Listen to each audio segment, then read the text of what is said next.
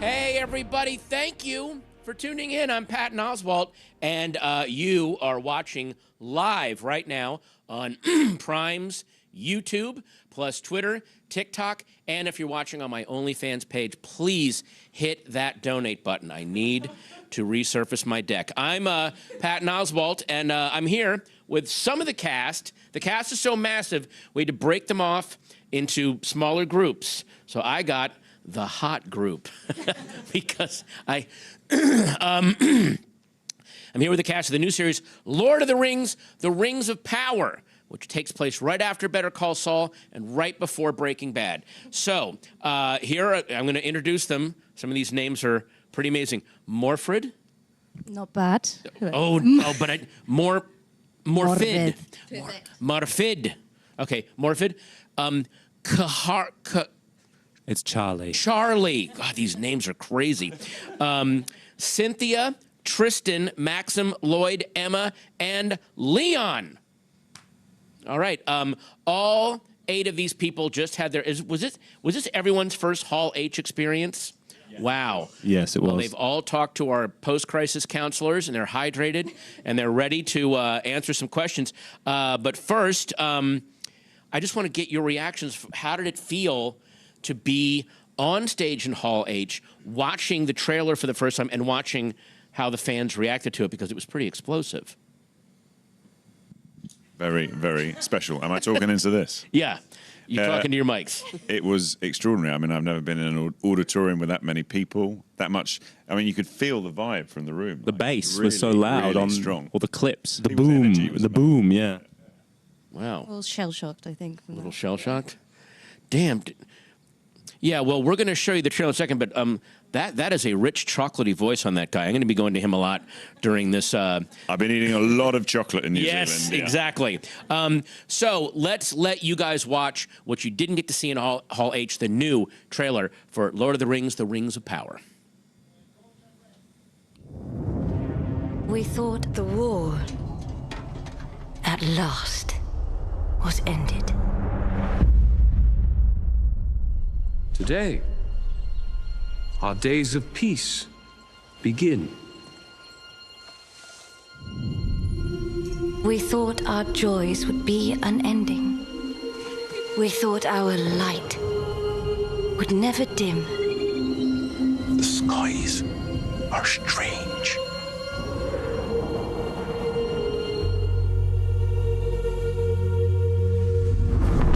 It is here, Galadriel. The moment we feared.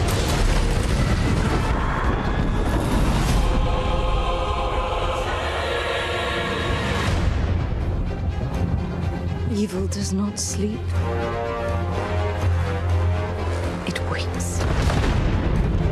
Beyond the darkness, tempting shadow to bury us all beneath the mountain. He has not one name, but many.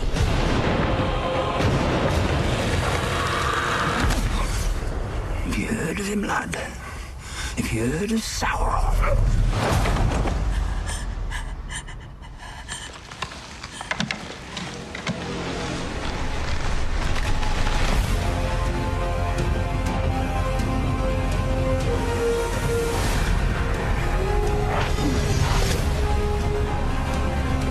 If the evil rising is left unchecked, it will take us all. Find the light, and the shadow will not find you. Together we can survive this! Fight with me.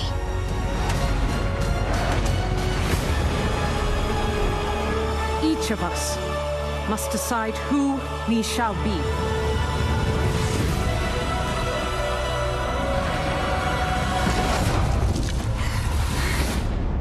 There can be no trust between hammer and rock. Eventually, one or the other must surely break.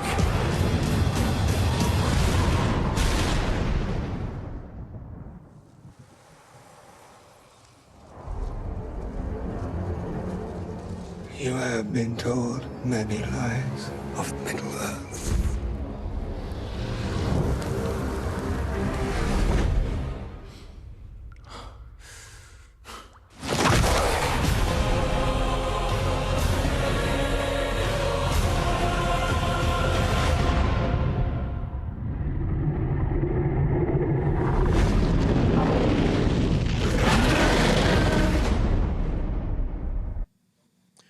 Okay, first off, it looks like you guys got put through the ringer physically. Did you guys show up thinking, oh, I'll be in front of a green blanket, they'll dangle a tennis ball in front of me?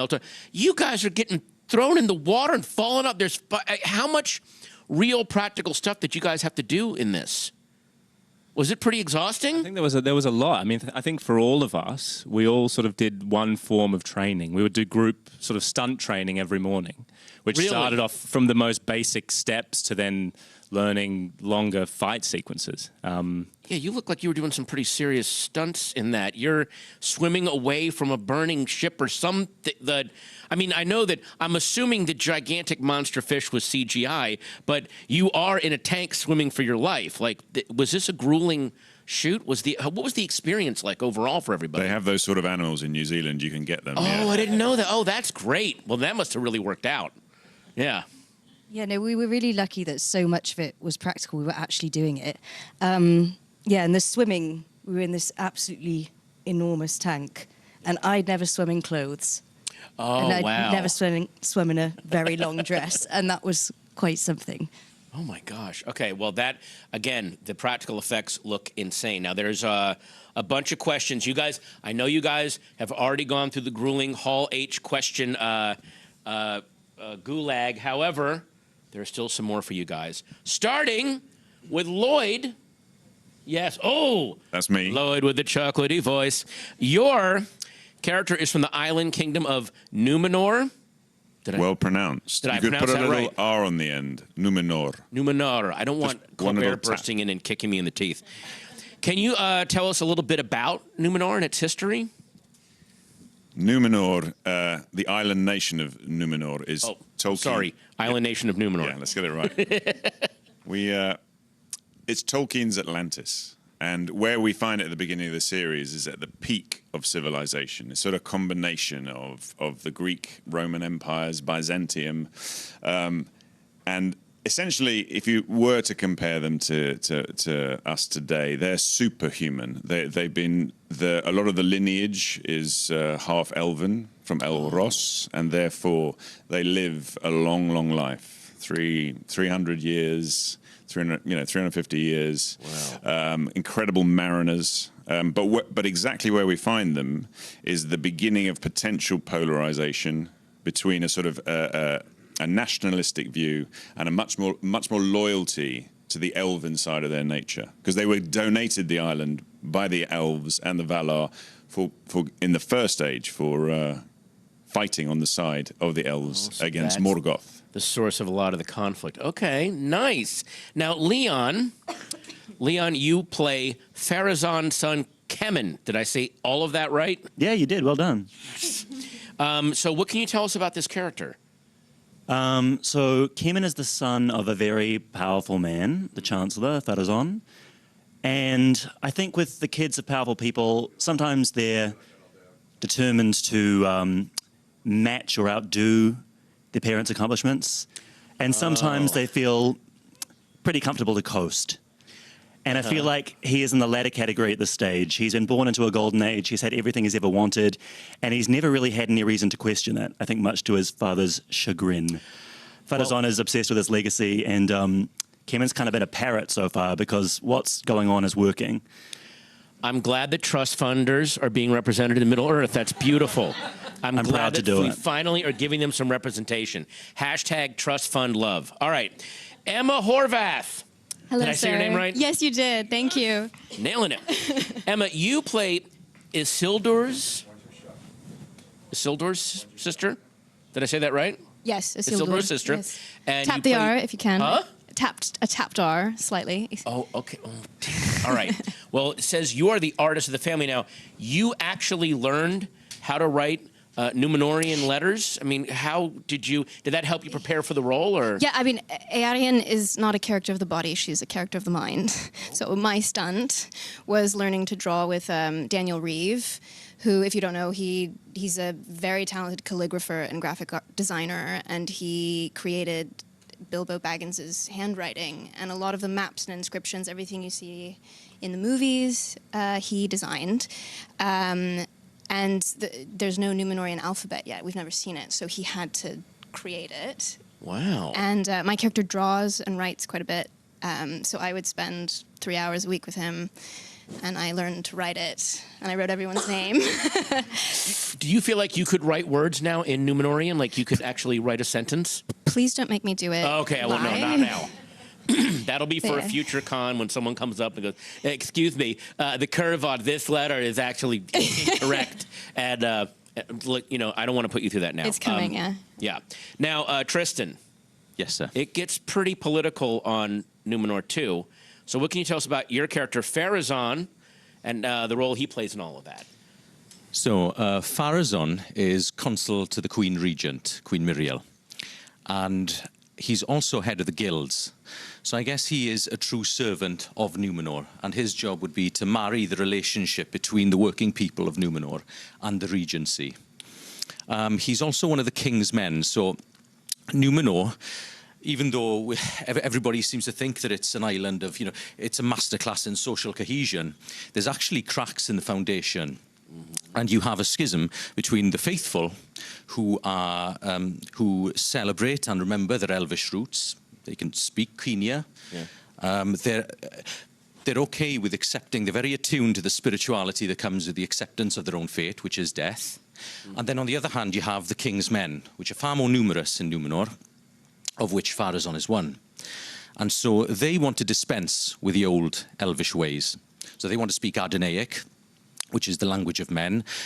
And also as well, they haven't really addressed, you know, what had the gift of the Vala, you know, the gift of dying. They don't believe in that. So for them, it's life is now.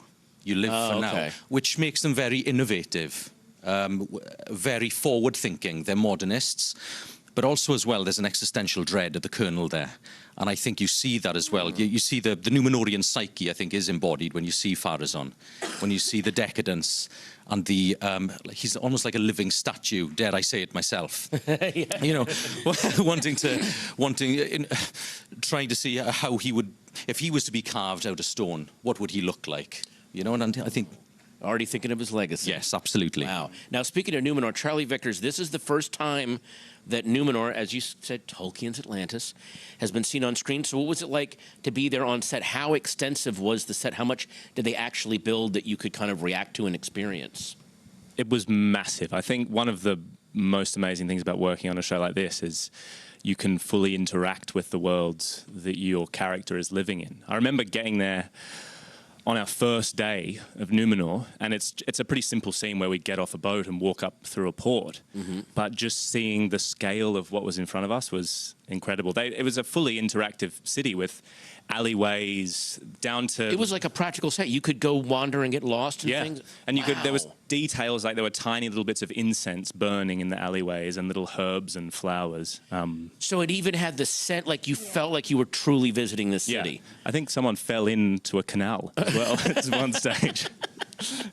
Now, Cynthia Adai Robinson? Correct. Yes. In that new trailer we watched, we saw your character, Queen Regent Miriel. Miriel. It's that pesky tapped R again. Yeah, get this tapped R. I know. Well, you say, it is here the moment we feared. That is an incredible line. And the trailer kind of stops for a second so that line can land. Can you tell us anything more about what that line means to Miriel without spoiling stuff? How much can you say about that? I know we always feel like we have to speak in code a little bit. Yes, you're exactly. Trying to find I know you're walking a answer. tightrope right now. Yes. Well, definitely when viewers tune into the show, they will know exactly what it means. Okay. But I think, you know, in terms of where we find Queen Regent Miriel, there is that foreboding sense of, you know, something is about to happen, you know, that sense of worry. And so, you know, we see this civilization at its peak, but there are those sort of rumblings in the streets and just a sense of impending, you know, maybe it's doom, but just a sense that something is happening. And she's shifting. Wired into that. Very much so. Oh, wow. Yeah, but it is a great line. Yeah, it is. That's a really cool line. Now, Morfid, I don't want her to ask you about this because there have been some, I've been walking around, and this has happened to other friends of mine who have done superhero films, fantasy series. There's been some stunning cosplay already for Galadriel.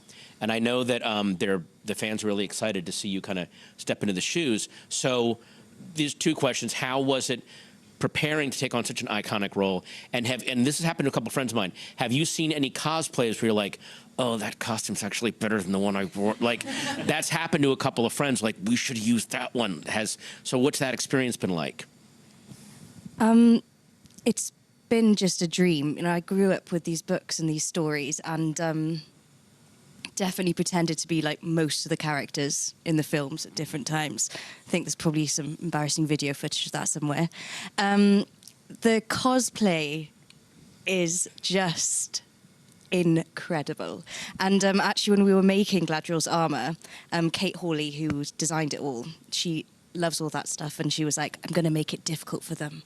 I'm going to make them really like have to work. And so when I see this cosplay, I'm like, I know what a feat it is. And yet it's such an honor. Right. That's right, because they've got to build it. They've got to reverse engineer it from stills or like a 2-second clip. They've got to somehow try to put that together. Yeah, there was one person who made the armor just from an image, which... Wow. Just incredible. Okay. Well, Maxim, you play the iconic Isildur? Isildur. Oh, the which fans are very, very excited to see on screen. So what was that moment like when you learned that, oh, you got the role? Like, how did you feel? I was in a field in Croatia shooting another show, caked in blood, and my agent called me and was like... So hang on, you were shooting a show. You were shooting a different just in a field caked in blood. I was shooting a different show. Okay, good. Yeah. That's an important detail. Don't... In future interviews, don't leave that part out. Don't go, I was in a field in Croatia caked in blood. Yeah, exactly. Mention the show. And yeah, my agent called me and was like, you're going to be in Lord of the Rings. And I was like silent. And then he was like, by the way, there's an NDA to sign, so you can't tell anyone. So I celebrated by myself in a hotel room, and it was a bit surreal. But it's, an amazing experience with such an amazing cast as well. And we've all become like a family, I guess. Yeah. It's such a massive group. It's amazing. Yeah. And I'm playing his father, Elendil, so when he says it's like a family, it's a joyful family. It's a very joyful. He's not a problem child in any way, shape, or form. I just want to put that on the record. It is a complex relationship between father and son, as all relationships between fathers and sons are. All I can say is, don't always blame the parents. Right. This was a really difficult panel to get ready for because there's so much I want to talk about, and there's so much we can't talk about. Thank you all for walking this tightrope with me, and I just wanted to ask you, like, what can audiences expect when we finally get to see the Rings of Power on September 2nd? I think it's going to really run an emotional gamut, because even for us, we finally recently have started to see some of the footage ourselves, because we also hadn't seen much, even though we were there and we made it. But you're gonna laugh, you're gonna cry, you're gonna be shocked, you're gonna be in awe. And to me, the best stories really capture the full range of human emotion. So I think you're gonna have all the feels, is what I would say. Well said. Yeah. Wow. Well, hey, that was amazing, and thank you guys so much for tuning in. September 2nd can't come quickly enough. Oh, hey, you know what? A little birdie just told me that we should watch this trailer one more time, so roll it again. Thank you guys so much for joining us. We really appreciate it. Have a great September 2nd, tune in. Have a great whatever you're going to do for the rest of your day. See ya. We thought the war, at last, was ended. Today, our days of peace begin.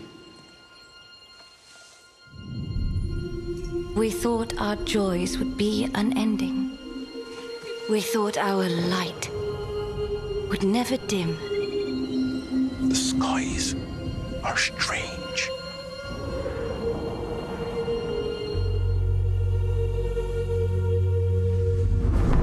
You just hear Galadriel, the moment we feared.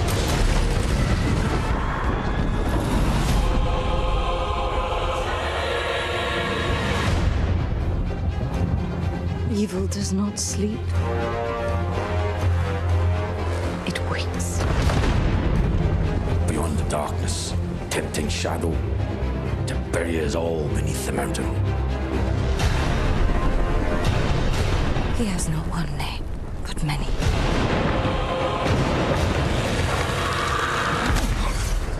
Have you heard of him, lad? Have you heard of Sauron?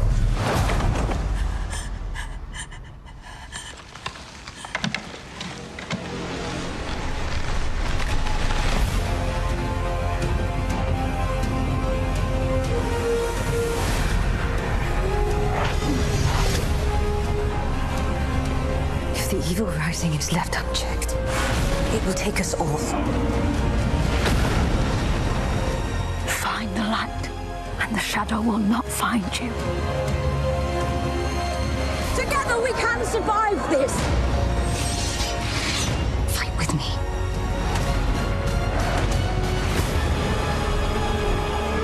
Each of us must decide who we shall be.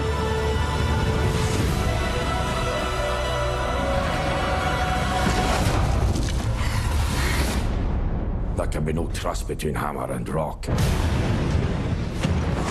Eventually, one or the other must surely break.